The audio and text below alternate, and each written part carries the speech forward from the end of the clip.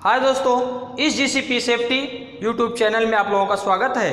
दोस्तों, आज हम लोग जो है आईएमएस के बारे में जानेंगे कि आईएमएस है क्या, आईएमएस से क्या क्या बेनिफिट मिलने वाला है और आईएमएस को किस प्रकार से इम्प्लीमेंटेशन करना चाहिए, क्या क्या रिक्वायरमेंट है और आईएमएस हमारे लिए कितना बेनिफिट है इसका, उसके बारे में हम लोग आज देखेंगे। तो आईएमएस है क्या? आईएमएस का देखिए फुल फॉर्म होता है integrated management system.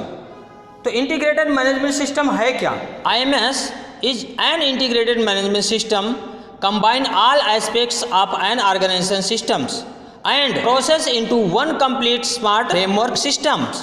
This IMS streamlines to achievement its management, save times and increase efficiency of addressing all elements of the management system. IMS is the integration of the system that are focused on quality, environment, occupational health and safety along with the process, practice and documentation. तो ये IMS जो है कई जो है standard को मिलाकर एक फ्रेमवर्क तैयार होता है जिसमें क्वालिटी भी होता है, इन्वायरमेंट से संबंधित होता है, हेल्थ एंड सेफ्टी, इन सभी को इसमें इंक्लूड करते हैं। तो कई स्टैंडर्ड्स को मिलाकर एक स्टैंडर्ड्स को जो है बनाया गया है, इसी को आईएमएस कहते हैं। तो implementation approach for integrated management system. तो आईएमएस को इम्प्लीमेंटेशन करने के लिए क्या क्या चीज़ें होती हैं, किन चीज़ों पे हमें ध्यान देना चाहिए, देखिए क्या बेनिफिट है इससे।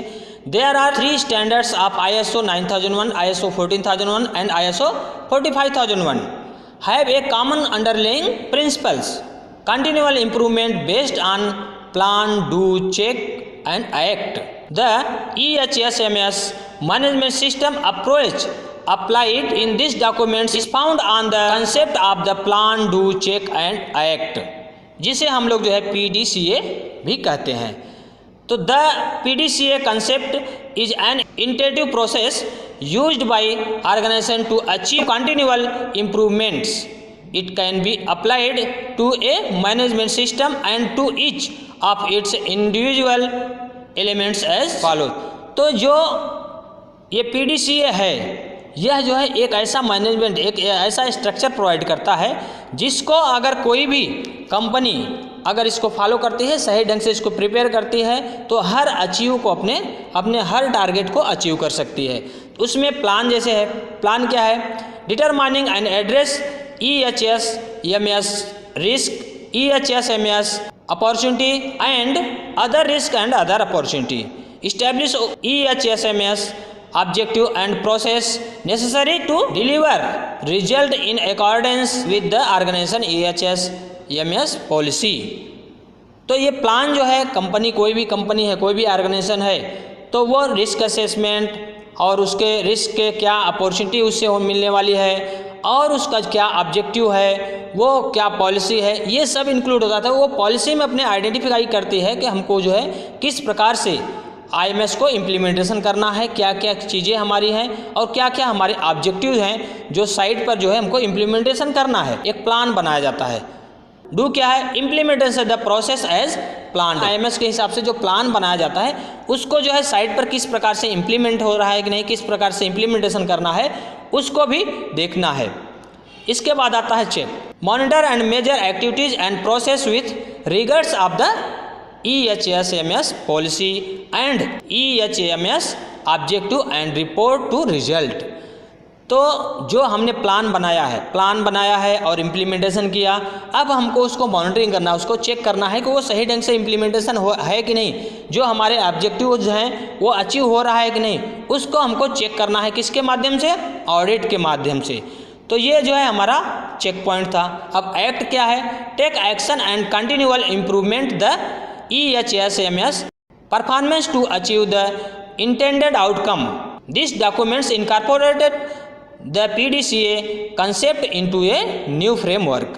तो यह एक नया फ्रेमवर्क प्रोवाइड करता है और इसमें जो है हमारा जो चेक पॉइंट्स है, हमने ऑडिट का जो पॉइंट्स है, ऑडिट के जो हैं हमारे जो टारगेट्स हैं वो अचीव हो रहे हैं कि नहीं और उसको अचीव करने का जो हमारा लक्ष्य है वो कंप्लीट हो रहा है कि नहीं। अगर उसमें कुछ फॉल्ट है तो हमको उसके तहत फिर से जो है हमको सही जो है इम्प्लीमेंटेशन करना है जिससे कि हम अपने टारगेट्स को अचीव कर सकें। इसमें जो है एक्ट में वो आ जाता है। तो इस प्रकार से हम लोग जो है plan, do, check and act के तहत जो है IMS को इम्प्लीमेंटेशन करते हैं और जो है अपने टारगेट को हासिल करते हैं। अब है what are the benefit of an IMS। IMS से क्या बेनिफिट होने वाला है उसको हम लोग देखते हैं। पहला है परफॉर्मेंस। परफॉर्मेंस में क्या है? Streamline procedure and continual improvement of EHS can help to push your business with better quality, improve environment, health and safety and increased productivity. तो यह जो है किसी भी ऑर्गेनाइजेशन का एक बेटर जो है क्वालिटी प्रोवाइड करता है और इन्वायरमेंट और हेल्थ संबंधित इश्यूज जो है उसमें काफ़ी इम्प्रूवमेंट होता है और उसकी प्रोडक्टिविटी में भी काफ़ी इम्प्रूवमेंट होता है IMS का इम्प्लीमेंट करने से। नंबर 2 है speed and cost effectiveness. Speed and cost effectiveness क्या है? Integrated management system with share task and process means the cost and time needed to implement and maintain your system could be reduced by conducting just one audit and one management review. You can save both times and money and senior staff can move on to other essential tasks. तो इस प्रकार से जो है IMS क्या करता है, एक सिस्टम प्रोवाइड करता है और इसमें जो है हमारा टाइम का भी बचत होता है, काफ़ी स्पीड में हमारा काम होता है और हमारा सिस्टम जो है वह काफ़ी अच्छा से मेंटेन होता है और ऑडिट जो है हमारे कम हो जाते हैं। जैसे कि हर डॉक्यूमेंट्स के अलग अलग ऑडिट्स करने पड़ते थे, वो ऑडिट्स जो है कम हो जाते हैं और उसमें हमारा जो है टाइम भी काफ़ी बचत होता है और उससे मनी भी हमारी बचत होती है, पैसे का भी बचत होता है। इस प्रकार से जो है स्पीड एंड कास्ट इफेक्टिवनेस जो है काफ़ी इफेक्टिव है IMS का उपयोग करने से। इसके बाद है इम्प्रूव बिजनेस फोकस। क्या है? IMS improve the focus of the organisation as the system promote concentrating on the organisation activities, improving and the strengthening of connection between quality, environment, employees health and safety and social responsibility. इस प्रकार से organisation का improvement होता है और उसका quality, safety, environment ये सभी जो है एक अच्छे कंडीशन पर होते हैं, उसको जो भी टारगेट्स होते हैं वो अचीव होते हैं, उनके प्रोग्रेस में बेनिफिट मिलता है। इसके लिए जो है IMS जो है यूजफुल है। इसके बाद है रिड्यूस डॉक्यूमेंटेशन। रिड्यूस डॉक्यूमेंटेशन में क्या है? The IMS allow the organisation to decrease the extent of the documentation which arise due to work organization and control, referring to separate procedure or different standard. IMS can minimize the number of audits involved as well as a documentation replications issues. तो इस प्रकार से documentation हमारा जो है IMS की वजह से डॉक्यूमेंटेशन काफ़ी कम होता है। जैसे कि अगर हमारा पहले जो स्टैंडर्ड थे उसमें अलग अलग थे, तो हर स्टैंडर्ड के अलग अलग जो है ऑडिटर्स होते थे, अलग अलग जो है ऑडिटर्स डॉक्यूमेंट्स जो है चेक करने के लिए आते थे। तो इसमें क्या होता है कि एक ही ऑडिटर सारे डॉक्यूमेंट्स को चेक कर लेगा, तो एक ही ऑडिटर सारे डॉक्यूमेंट्स को चेक कर सकता है। तो इससे जो है हमारा काफ़ी जो है बेनिफिट, टाइम का सेविंग होता है, डॉक्यूमेंटेशन का सेविंग हो जाता है, कास्ट का भी सेविंग होता है। तो बहुत सारे इफेक्ट पड़ते हैं IMS का उपयोग करने से। इसके बाद है मिनिमाइज मैनेजमेंट कास्ट। तो मैनेजमेंट कास्ट भी काफ़ी इफेक्ट पड़ता है इस पर। इसमें क्या है? IMS has the advantage in reduce the external certification cost via single certification audits and integrated audits and minimise the preparing cost of documentation. तो IMS जो है क्या करता है, ये सर्टिफिकेट जो है एक सिंगल सर्टिफिकेट, सभी के लिए एक सिंगल सर्टिफिकेट प्रोवाइड करता है। दूसरा, ऑडिटिंग का जो चार्ज होता था वो ऑडिटिंग का चार्ज भी बच जाता है, जिसमें 2-3 ऑडिट हमको कराना पड़ते थे। और जो डॉक्यूमेंटेशन बहुत सारे डॉक्यूमेंट्स के पार्ट से होते थे, अभी वो रिड्यूज होकर कम हो जाते हैं। तो इससे भी IMS से बेनिफिट मिलता है। उसके बाद है टाइम सेविंग। टाइम सेविंग क्या है? The integration of system can save both time and cost for companies. It save time for adopting different system as common objective of continuous improvement are being followed. IMS can save the documentation and auditing times because the auditor can do the combined audit and it is easier to do everything that is under one time. तो auditors जो है, जो saving time है, इसमें जो audits करने के जो टाइम्स जाते थे, कई डॉक्यूमेंट्स चेक करने में काफ़ी टाइम्स जाते थे, इससे हमारा टाइम का भी सेविंग होता है।